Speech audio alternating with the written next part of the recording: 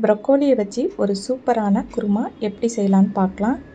காலிஃப்ளவரை எப்படி சுடுதண்ணியில் போட்டு எடுப்பீங்களோ அதே மாதிரி போட்டு எடுத்துக்கோங்க.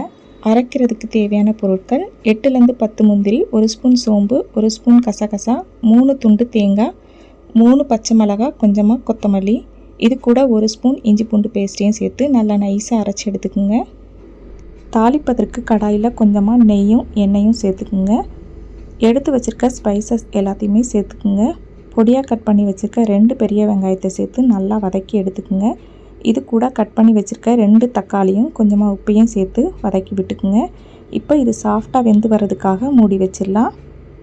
இப்போ மூடியை எடுத்துட்டு தக்காளியை நல்லா மசிச்சு விட்டுக்குங்க. கொஞ்சமாக கருவேப்பிலையும் சேர்த்து நல்லா வதக்கி எடுத்துக்குங்க. இதுக்கு சேர்க்க வேண்டிய மசாலா 1 ஸ்பூன் மிளகாய்த்தூள், 1.5 ஸ்பூன் மல்லித்தூள், 1 ஸ்பூன் கரம் மசாலா தூள், 1/2 ஸ்பூன் சீரகத்தூள், 1/4 ஸ்பூன் பெப்பர் பவுடர், கொஞ்சமாக மஞ்சள் தூளையும் சேர்த்து நல்லா கலந்து விட்டுக்குங்க.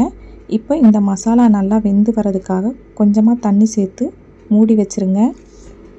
இதை 2 நிமிஷம் மூடி வச்சு எடுத்தால் போதும். அடுத்ததாக சுடு தண்ணியில் போட்டு எடுத்த ப்ரொக்கோலியை சேர்த்துக்குங்க.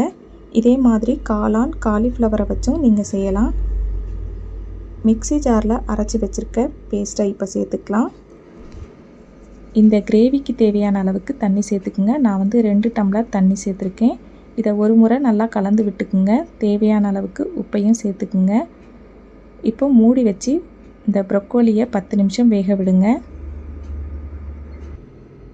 டேஸ்டான ப்ரொக்கோலி குருமா ரெடி ஆகிடுச்சு. டக்குன்னு ஒரு குருமா செய்யணுன்னா இந்த குருமாவை நீங்கள் செய்யலாம். கடைசியாக கசூரி மேத்தி இருந்தால் சேர்த்துக்குங்க. இது இல்லைன்னா கொத்தமல்லி இலை இருந்தாலும் சேர்த்துக்குங்க. இது இட்லி, தோசை, சப்பாத்தி, கீ ரைஸோடு வச்சு சாப்பிட ரொம்ப அருமையாக இருக்கும். நீங்களும் செஞ்சு பாருங்கள்.